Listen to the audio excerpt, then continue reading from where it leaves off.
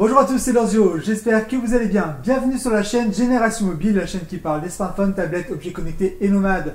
Aujourd'hui, j'ai le plaisir de vous présenter le smartphone qui vous a été prêté par la marque Motorola, le téléphone Motorola One Zoom. Celui-ci complète la gamme One que propose Motorola, à savoir avec le One Action, le One Macro et ici donc le One Zoom.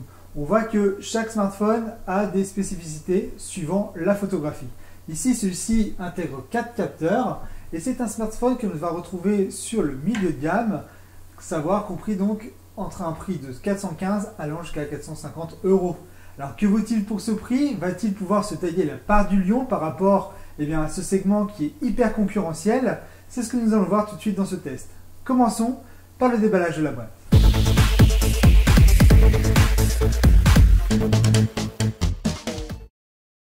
Donc au niveau de la boîte, on a ici une boîte classique avec un effet plutôt doux au toucher, ce qui est plutôt sympa, avec un coloris ici violet.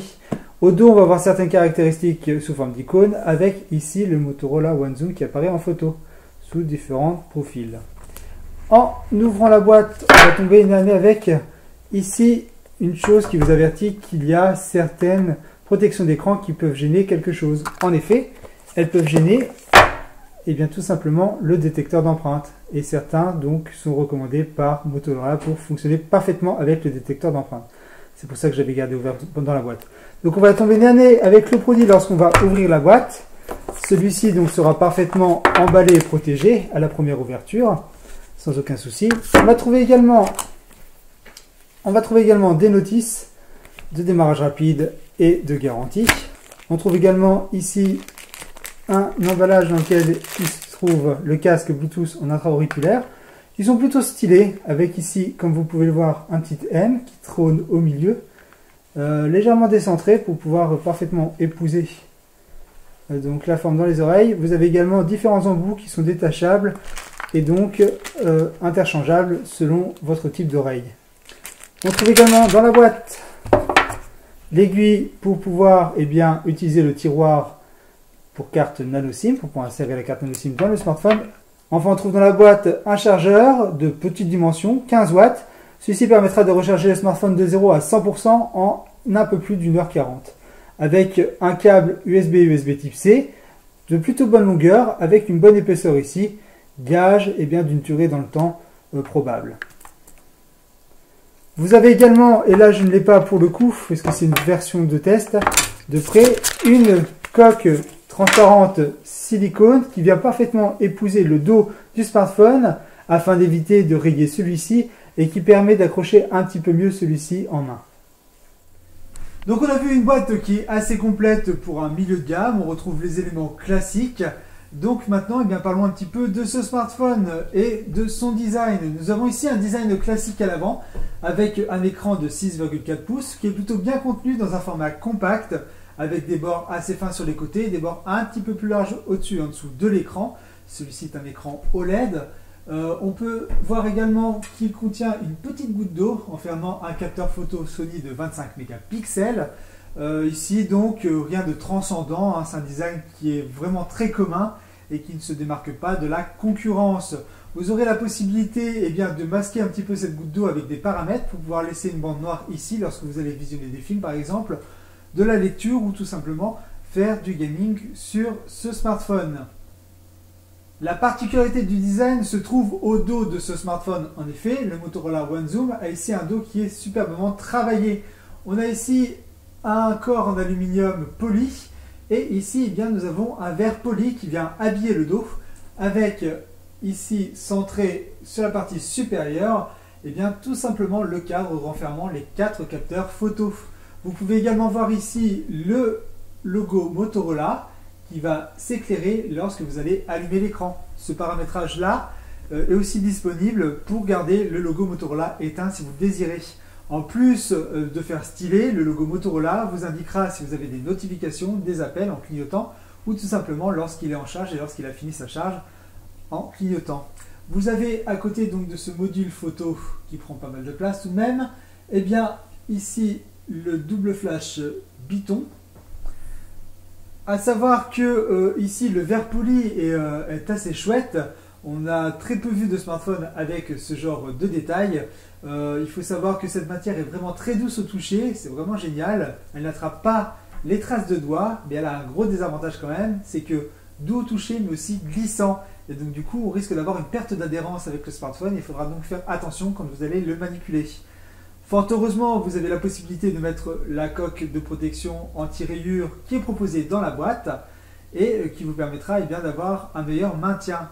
Vous pouvez voir également que pour avoir cet écran de 6,4 pouces, nous avons des dimensions.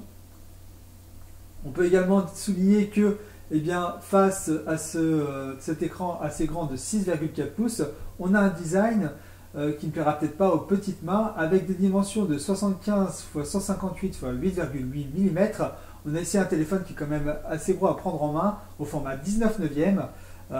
C'est un coup de main à prendre, et les petites mains seront obligées d'être utilisées à deux pour pouvoir manipuler correctement ce smartphone. Même les grandes mains auront un petit peu de mal, notamment du fait que les boutons ici se trouvent sur la tranche droite, mais au niveau supérieur. Et lorsqu'on va prendre le smartphone en main, c'est sûr qu'on ne va pas appuyer sur le bouton par erreur. Par contre, il va falloir aller les chercher et faire une petite gymnastique du doigt. Et donc même ceux qui ont des grandes mains vont trouver ça peut-être un petit peu compliqué. Heureusement, on pourra diminuer quand même l'affichage du smartphone pour pouvoir tout simplement pouvoir essayer de l'utiliser à une main comme le propose Android. Autre point de design sur ce smartphone, tout simplement la grille haut-parleur, la sortie haut-parleur se trouve sur le dessus. Un point assez important à souligner qui vous permettra tout simplement de prendre le smartphone en mode portrait sans pour autant boucher la grille qui d'habitude et chez les concurrents se voit être sur la tranche basse du téléphone. Ainsi, vous allez avoir un son qui va arriver directement aux oreilles et vous êtes sûr que lorsque vous allez prendre le smartphone en mode portrait comme ceci, vous n'allez pas boucher la grille. Cependant, si vous prenez le smartphone en mode paysage ou gaming, méfiez-vous parce que vous risquez de boucher un petit peu la grille ici. Par contre, vous pourrez toujours le retourner goutte d'eau comme ça vers la droite. Vous aurez moins de chances de venir le boucher puisque naturellement, on vient placer ses mains comme ceci et on va boucher déjà la partie basse avant la partie haute. Ce qui permettra de garder un son qui ne sera pas étouffé par la main. Pour ce qui est du reste, au niveau du design, on a ici le tiroir qui peut accueillir deux cartes nano SIM ou une carte nano SIM et une carte micro SD pouvant étendre la mémoire du smartphone. Celle-ci est déjà conséquente, une mémoire interne de 128 Go que vous pourrez donc étendre avec une carte SD. Pour ceux qui veulent éviter de garder tout en mémoire interne, le fait d'avoir une carte micro SD en supplément permettra de sauvegarder ces données et de tout simplement les transférer peut-être plus facilement. Enfin, on va trouver au niveau de l'arête du bas le port USB type C et enfin, bonne nouvelle, le port mini jack est présent. Il faut ajouter également qu'au niveau du design, avec ses 8,8 mm d'épaisseur, si celui-ci paraît un petit peu gros, il renferme tout de même une batterie assez gigantesque de 4000 mAh, ce qui vous promettra une bonne autonomie d'environ 1 jour et demi à 2 jours en utilisation mixte. Et cependant, le fait d'ajouter une telle batterie va avoir aussi une autre conséquence, c'est celle du poids. En effet, le smartphone fait 190 grammes. Si au départ, celui-ci peut paraître un petit peu lourd, au fur et à mesure de l'utilisation, en fait, on oublie très vite ce poids. Après design, parlons un petit peu de son écran de 6,4 pouces. Celui-ci est parfaitement taillé pour ce qui est de multimédia. Il a une définition de 2340 x 1080 pixels. Il est de technologie OLED, une technologie qui est vraiment appréciée pour ses noirs profonds. Donc on aura ici une très bonne luminosité, des bons contrastes. Du coup, on va pouvoir avoir un très bon champ de vision, même avec des angles extrêmes. Et surtout, on va pouvoir le voir en plein soleil. Ça, c'est sa force. Sa faiblesse, c'est simplement que ces couleurs ne sont pas très bien calibrées. En effet, on va avoir une couleur qui est très tirée sur les bleus. Et malheureusement, les paramètres qui sont ici prédéfinis sont au nombre de 3 et on ne peut pas régler plus de détails. Alors du coup, on va avoir une image qui va être sursaturée ou alors qui va être plus pâle, mais sans avoir de réels gros réglages qui vous permettront tout simplement d'affiner l'affichage selon les désirs du client. Et donc du coup, on devra se faire ce type d'affichage. Attention, je ne dis pas que c'est un mauvais écran, mais c'est dommage qu'on ne puisse pas proposer plus d'options pour pouvoir affiner cet affichage pour le rendre meilleur. Tout de même, celui-ci conviendra parfaitement pour tout ce qui est gaming, visualisation de photos, mais également visualisation de films. Le 6,4 pouces remplit ici toutes les fonctions qu'il faut, il n'y a vraiment aucun problème. Alors, l'écran a quelque chose de particulier, c'est tout simplement qu'il renferme également eh bien, le détecteur d'empreinte. Il se trouve sous l'écran, c'est un détecteur d'empreinte qui va scanner en fait votre doigt et va prendre des images de celui-ci au fur et à mesure que vous allez l'utiliser pour pouvoir affiner ses performances. Alors vous allez devoir le paramétrer suivant le doigt que vous voulez scanner pour pouvoir le déverrouiller. Et le fait de pouvoir scanner ce doigt suivant différentes positions, ça va vous permettre dans un premier temps de pouvoir choisir une position du doigt pour pouvoir le déverrouiller. Et si au début il tâtonne un petit peu, ça peut arriver de temps en temps, celui-ci au fur et à mesure s'affine et devient hyper rapide et hyper précis, quelle que soit la position du doigt avec laquelle vous allez prendre le smartphone. Le Motorola One Zoom est un smartphone moyenne gamme et il embarque un processeur moyenne gamme. Celui-ci embarque le processeur Qualcomm Snapdragon 675, qui est quand même un très bon processeur. Celui-ci fera tourner n'importe quel style d'application avec une grande aisance. Il pourra gérer le multitâche parfaitement. Bref, au quotidien, l'utiliser est vraiment très agréable. On peut switcher d'une application à l'autre sans aucun problème. Par contre, ceux qui sont amoureux des jeux gourmands, n'en auront pas pour leur argent. En effet, le Motorola One Zoom pourra faire tourner les jeux sans problème, même les plus gourmands, mais à très basse résolution. Donc le processeur, même s'il aura les paramètres tous au plus bas dans les jeux qui demanderont énormément de puissance, celui-ci s'en sort plutôt bien, sans freeze, plutôt fluide. Il a tendance quand même un petit peu à chauffer, c'est normal si on vient le solliciter énormément.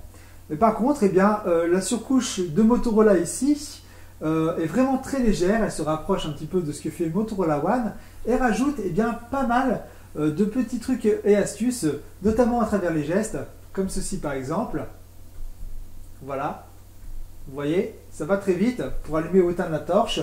Pareil, si vous faites un mouvement comme ceci, vous allez ouvrir la caméra. Les gestes permettent également, lorsque la caméra est allumée, de switcher comme ceci pour aller de la caméra avant à la caméra arrière sans aucun problème. Ça va vous permettre tout simplement de gagner un petit peu de temps au quotidien. Vous avez également une possibilité d'avoir un écran toujours allumé et qui consomme beaucoup moins d'énergie en veille. Quand vous prenez votre smartphone dans les mains, celui-ci s'allume et vous pouvez lire instantanément les notifications que vous avez en sélectionnant la petite bulle ici. Ensuite, vous avez la possibilité soit de supprimer cette notification, soit directement de l'ouvrir avec le détecteur d'empreinte. Il suffit simplement de l'amener comme ceci et hop, ça vous ouvre directement l'application, ce qui est plutôt malin. Donc voilà pour les petites choses de Motorola. Moi je trouve que c'est vraiment une utilisation simple, on s'y retrouve vraiment complètement. À savoir que ça apporte également son petit lot d'astuces et qu'il y a une version qui est dédiée Amazon, une version Alexa où on retrouve tous les éléments Amazon dans le smartphone. Et je dois dire que les outils proposés par Motorola ne sont pas en très grand nombre et sont juste suffisants. Donc ça ne va pas prendre énormément de mémoire également. Et ça, c'est aussi un très bon point. Intéressons-nous maintenant à la partie qui est vraiment soulignée sur ce smartphone, c'est 4 capteurs arrière.